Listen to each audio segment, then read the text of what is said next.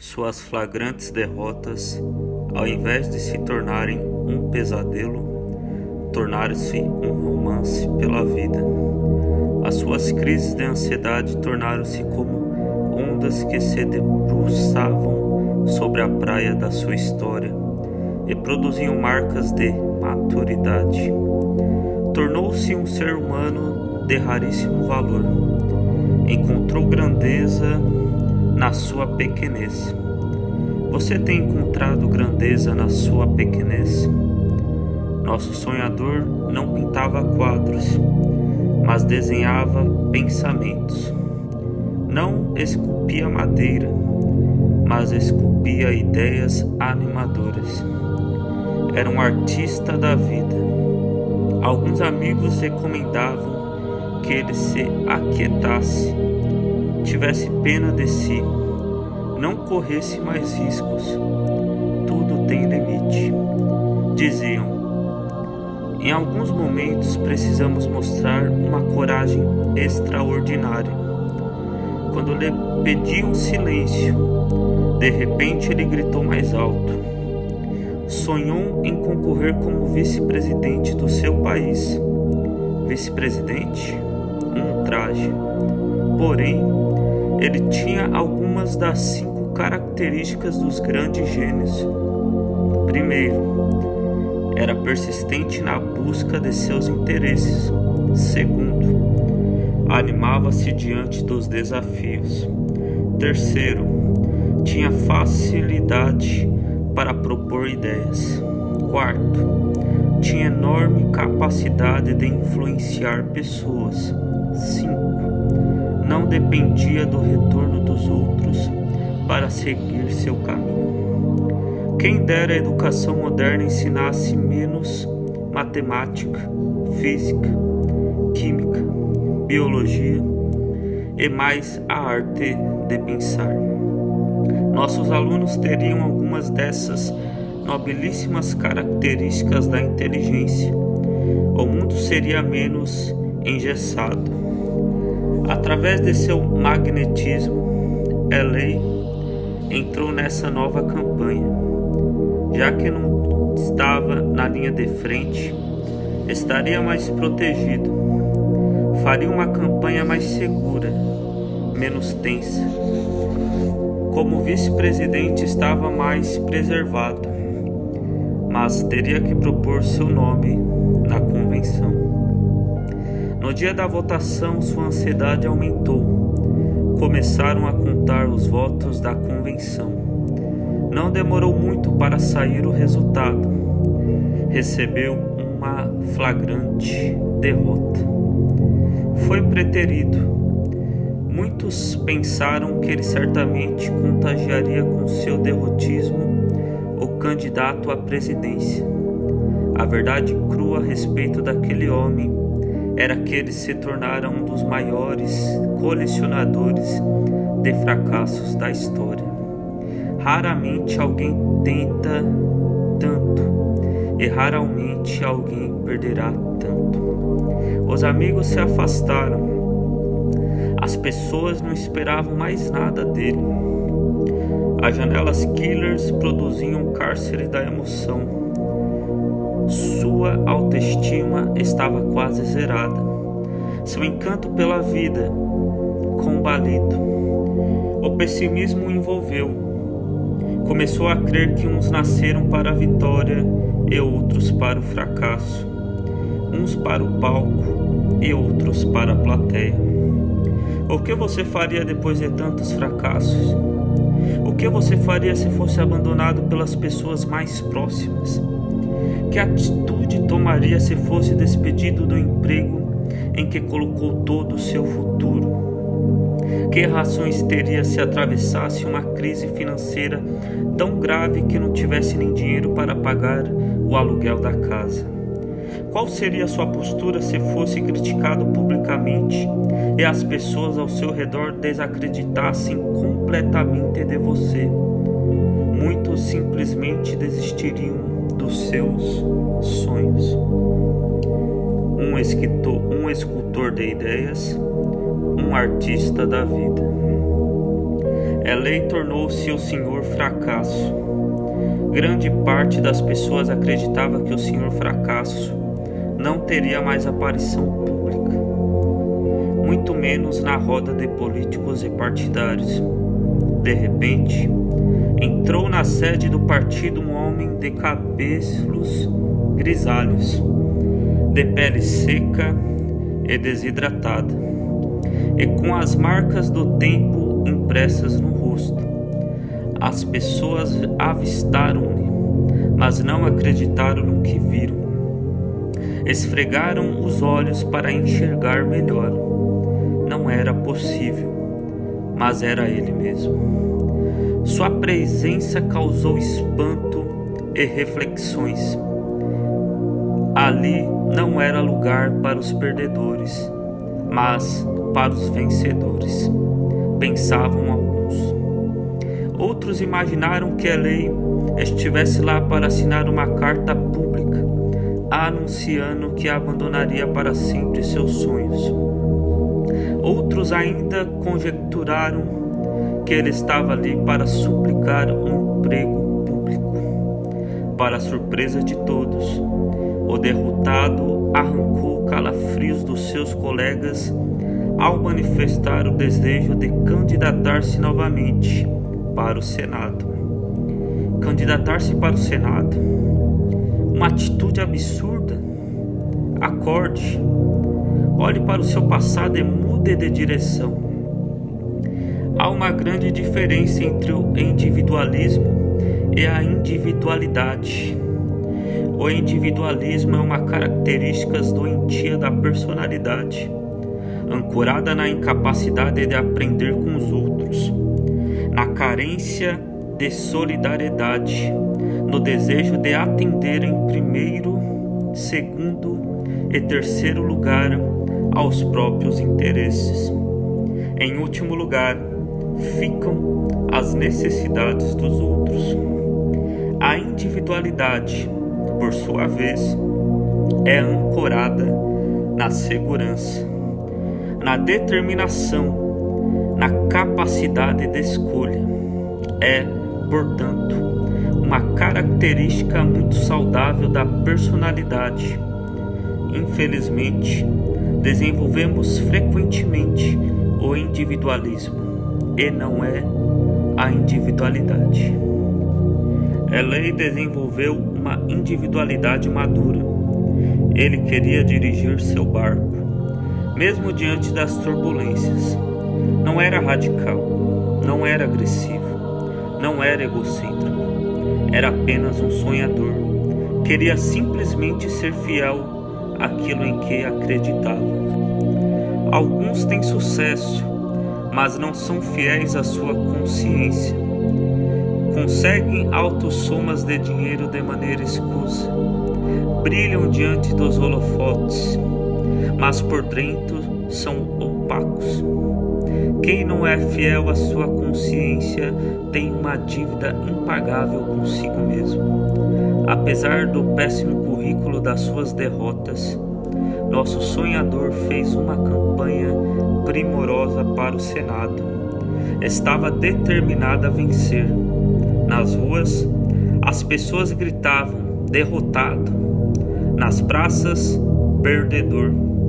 Mas ele olhava para dentro de si e procurava forças no mundo intangível dos seus sonhos. Para Elei, cada disputa era um momento mágico. Estar na disputa era mais importante do que o pódio. Os que valorizam o pódio mais do que a disputa não são dignos de subir nele. Ele acreditava que a vida era uma eterna conquista que possui ganhos e perdas. No sucesso tomamos o cálice da alegria. Nas ruínas bebemos o cálice das experiências. Desta vez esperava tomar o cálice da alegria. Finalmente chegou o dia da votação. Aguardou com expectativa em comum o resultado das urnas. Desta vez tinha de ser diferente. Foi novamente derrotado. Não tinha o que falar. As lágrimas deixaram o anonimato. e escorreram pelas vielas do seu rosto. Escondia a face, mas chorou muito. Era um ser humano apaixonado pela sua sociedade, mas não tinha uma oportunidade de ajudá-la. As janelas killers deveriam estar assassinando sua capacidade de pensar, dilacerando sua coragem, dissipando seu ânimo e produzindo uma reação íntima que atestava que ele era o mais infeliz dos homens. Parecia que desta vez Elaine se entregaria, chegara ao limite, faria qualquer coisa, menos se candidatar a qualquer cargo, nem para o clube dos fracassados. Seria controlado pelo fantasma do medo e pelo monstro da derrota. Só o silêncio poderia conter sua indecifrável frustração. O orvalho almejando ser a chuva de verão, a grande lição. Algumas pessoas apostavam que ele se exilaria numa zona rural ou em alguma ilha. Outras, menos cruéis, acreditavam que ele poderia vir a ser, com muita dignidade, dirigente de um asilo ou de um lar de crianças. Havia quem pensasse que ele deveria trabalhar numa repartição pública, fazendo tarefas repetitivas e esperando o magro salário do final do mês, sem reclamar e reivindicar melhores condições. Um dia se aposentaria e viveria calado à humilhante condição de não conseguir pagar suas contas com a baixa pensão recebida. Embora a sociedade o considerasse um representante típico da espécie dos fracassados, do ponto de vista psicológico, nosso sonhador foi um grande vencedor. Ainda que não tivesse vencido nenhum pleito eleitoral, foi um vencedor do preconceito, da discriminação, do deboche social, das suas inseguranças.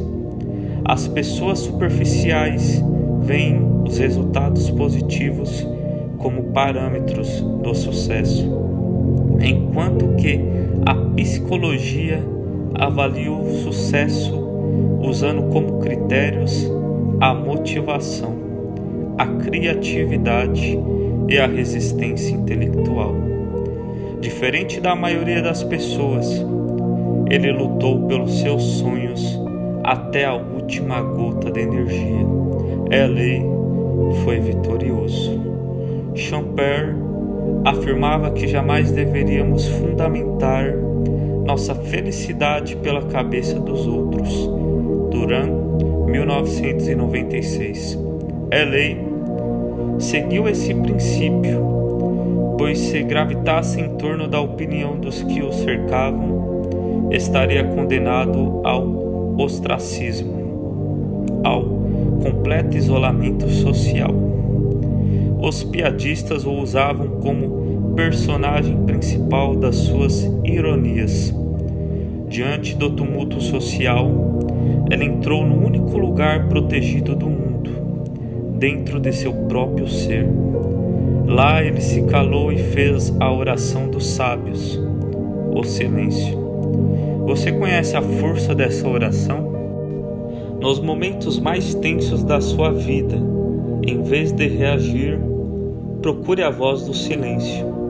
Psiquiatras, psicólogos, intelectuais, generais, enfim, qualquer ser humano que não ouve essa voz obstrui sua inteligência, tem atitudes absurdas, fere quem mais merece seu carinho. Devemos gravar isso. Nos primeiros 30 segundos de tensão, cometemos os maiores erros de nossas vidas. Nos focos de tensão, bloqueamos a memória e reagimos sem pensar, por instinto. Neste caso, o Homo bios, animal, prevalece sobre o Homo sapiens, pensante. Ninguém imaginava que Elaine novamente apareceria em cena. A última derrota parecia ter sepultado seus sonhos. Entretanto, quando todos pensaram que ele tivesse sido derrotado por suas decepções e se acomodado na posição de um astro sem luz própria, ele surgiu novamente no meio político. Os presentes ficaram paralisados. Não é possível. O que ele está fazendo aqui? Indagavam. Rapidamente, alguns pensaram que ele estivesse lá para trabalhar na campanha de um outro candidato. Talvez tivesse escrito um manual de campanha para que os demais candidatos fizessem tudo ao contrário do que ele fizera. A plateia ficou muda. Então, fitando os olhos em seus velhos parceiros, ele teve a audácia de dizer: quero me candidatar a presidente. Todos ficaram perplexos. Para Dostoiévski, dar o primeiro passo, proferir uma nova palavra, é o que as pessoas mais temem. Ele deu mais um grande passo, tomou mais uma nova atitude e, ao vencer seus temores, deixou os outros temerosos. A reação de Elei fez com que o medo da derrota se dissipasse da sua psique e passasse a ser um problema dos outros. Quando usamos as palavras para compreender as raízes do medo e enfrentar seus tentáculos, o medo é reeditado, pois novas experiências são acrescentadas nas janelas da memória onde eles se encontram. O medo se torna nutriente da coragem. O quê? Isto é insano, pensavam, e continuavam. Pode a árvore mutilada desejar os mais excelentes frutos? Pode um desdentado e politraumatizado correr em condições de igualdade e ambicionar o pódio nas Olimpíadas?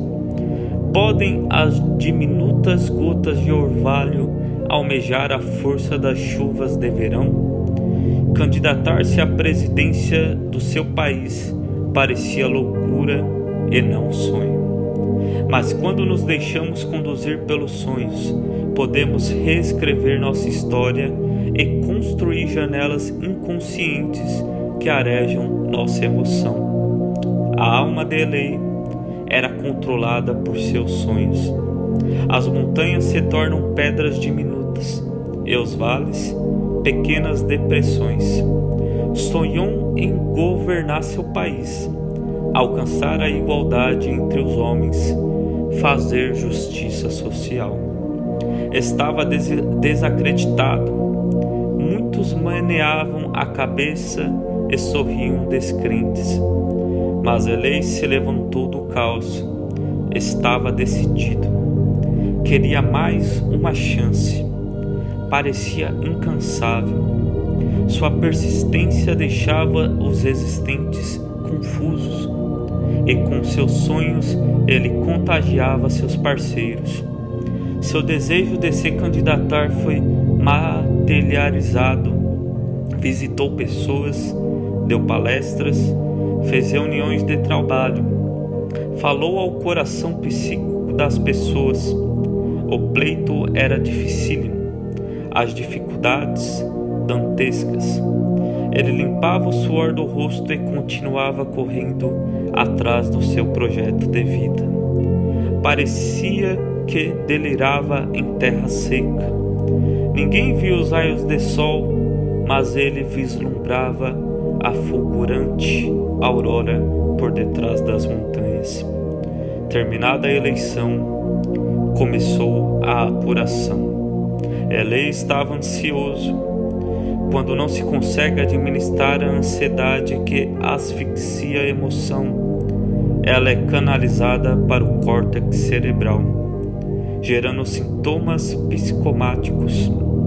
Seu coração estava acelerado, seus pulmões ofegantes. A pressão sanguínea aumentou, suava muito. Seu cérebro o preparava para fugir. Fugir do quê? Do monstro da derrota? Como fugir se ele estava registrado na colcha de retalhos da sua memória? Ele sabia que não podia ouvir a voz do seu corpo comandada pelo cérebro. Tinha de ouvir a voz da sua inteligência, custasse o que custasse, fosse a que preço fosse. Para muitos, ele estava prestes mais uma vez a acrescentar um fracasso ao seu extenso currículo. Finalmente chegou o resultado. Eleito o 16º presidente dos Estados Unidos da América do Norte. Ely não apenas foi eleito, como se tornou um dos políticos mais importantes da história moderna. Seu nome? Abraham Lincoln. Foi o presidente que emancipou os escravos do seu país. Foi um dos grandes poetas da democracia moderna e dos direitos humanos. Abraham Lincoln foi um dos maiores sonhadores de todos os tempos. Teve todos os motivos para abandonar seus sonhos, mas, apesar de todas as crises e das incontestáveis frustrações, jamais desistiu deles. O homem que se vinga quando vence não é digno da sua vitória, pensava o afiado escritor Voltaire. Abraham Lincoln venceu, mas não se vingou dos que a ele se opunham. Ele apenas zombou do próprio medo, transformou a insegurança em ousadia, a humilhação em lágrimas que lapidaram sua personalidade, as lágrimas em gemas preciosas no território da emoção. Sonhos que nunca morrem. Em 1842, Abraham Lincoln se casou com Mary Todd, uma mulher inteligente, ambiciosa e de princípios sólidos. Assim, o velho ditado: atrás de um grande homem há uma grande mulher, precisa ser corrigido para, ao lado de um grande homem, existe uma grande mulher. As mulheres sempre dominaram o coração dos homens.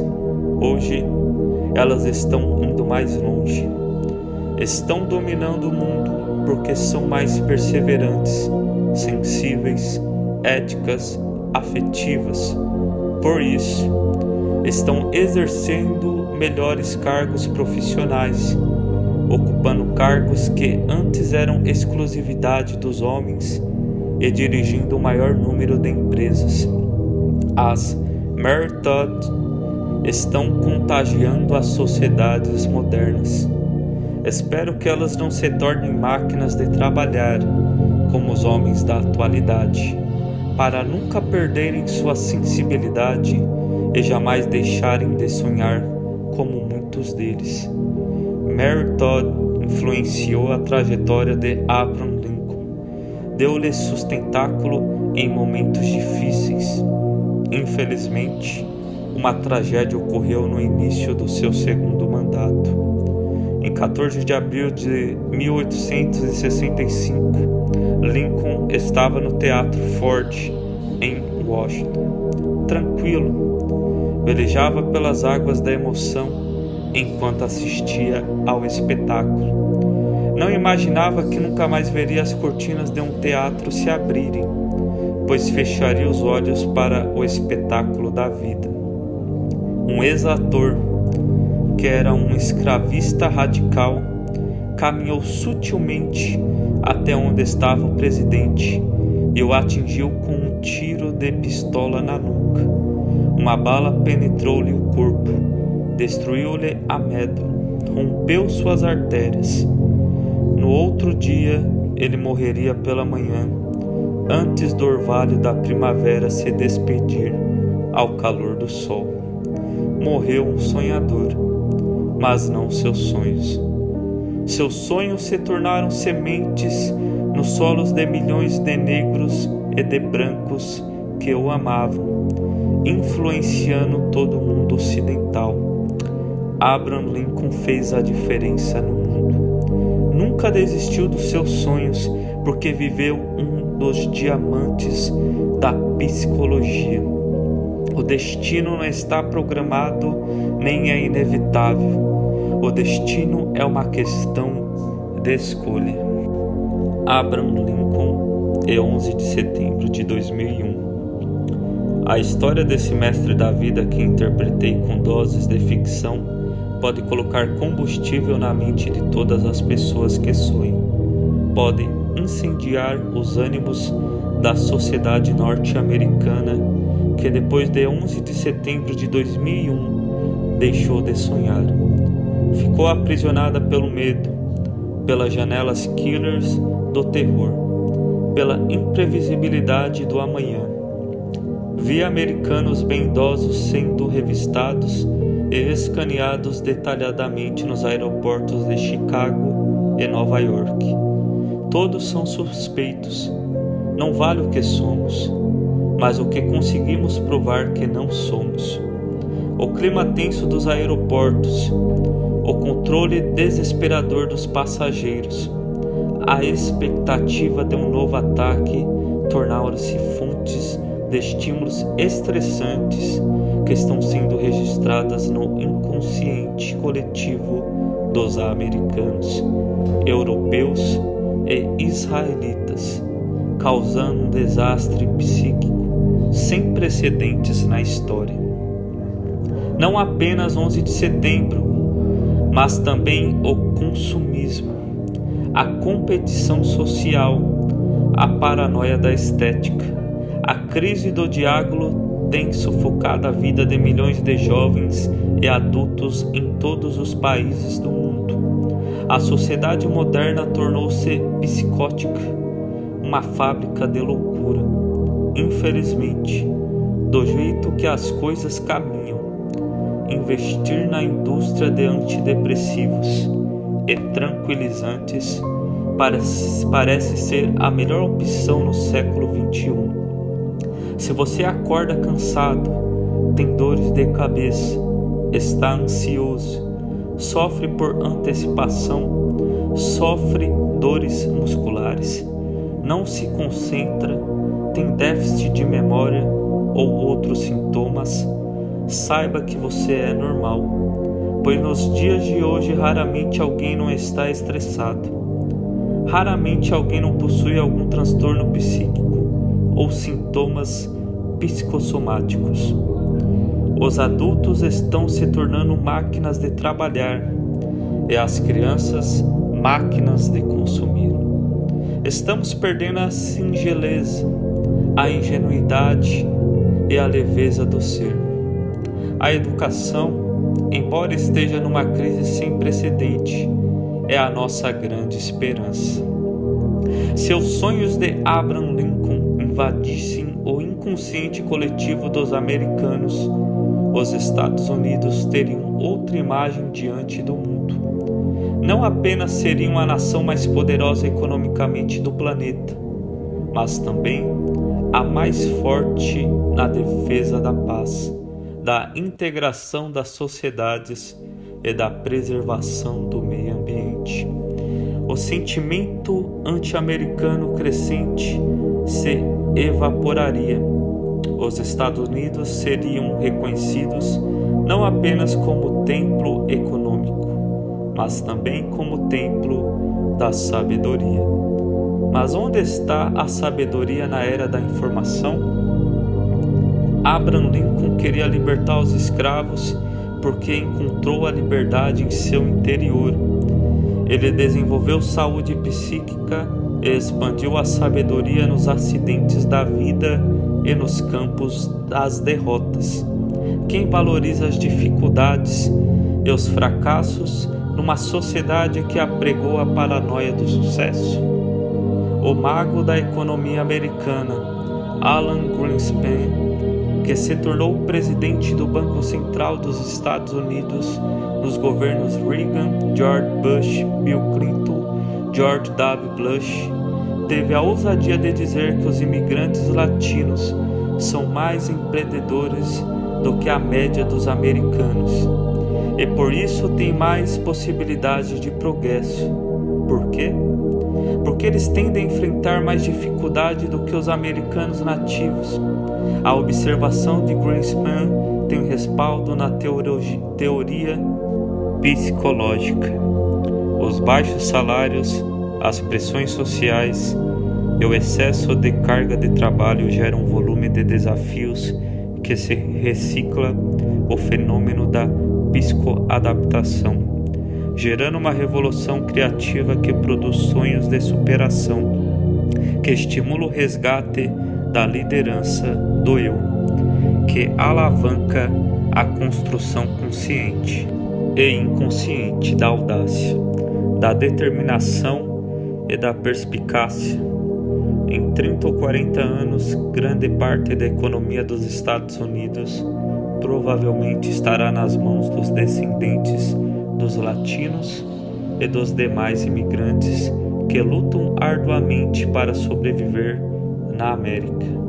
Precisamos sonhar o sonho de liberdade de Abraham Lincoln. Ele enfrentou o mundo por causa dos seus sonhos.